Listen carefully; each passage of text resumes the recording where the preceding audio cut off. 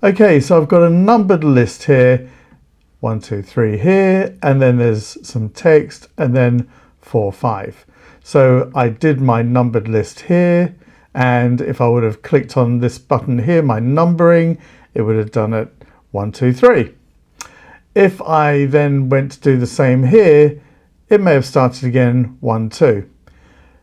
What I had to do was customize it to start from number 4, and you might want to do this with any list, start it from a different number.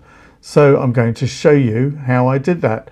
What I'm going to do is I'm just going to remove these just by highlighting them and clicking on the numbering, and again here, and let's do that. Now, it might well have remembered that I told it to start at number 4, but let's just see what happens. So what I would normally do, highlight this, click here, and it's turned it into 1, 2, 3. Let's highlight this to do the same, click again, and it's done 1, 2. I don't want it to do that. So what I do is I go back to my numbering here, this little button, and next to it is a down arrow. If I click on it, right down at the bottom, it says define new number formats. Click on it, and you can see it says start at, and I'm going to tell it to start at number 4. It's got some other things here like the format, so it's got like a full stop you can see in there. You could change the fonts and all sorts of other things. But let's just take a look at this. So if I now click on OK, it now makes it go to 4 and 5. This is really useful. Now if I was to add another bullet point here, it would go to 6 and so on. You do know you could create a bullet list.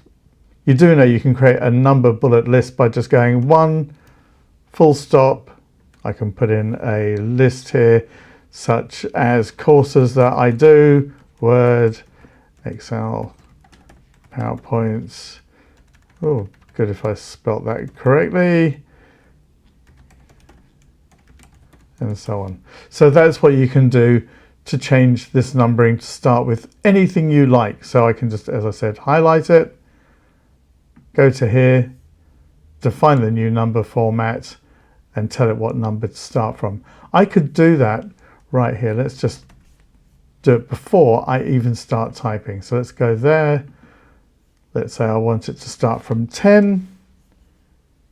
Click OK. And now I have new list, another list, and so on. I hope you found that useful. I'm going to do more on customizing bullet points and numbered lists. So keep a lookout for those videos and many others I've got on my YouTube channel and website, jargonfreehelp.com, or if you just look for Jargon Free Help on YouTube. Thanks for watching. If you do like this, please do like, share and subscribe, and come back for more.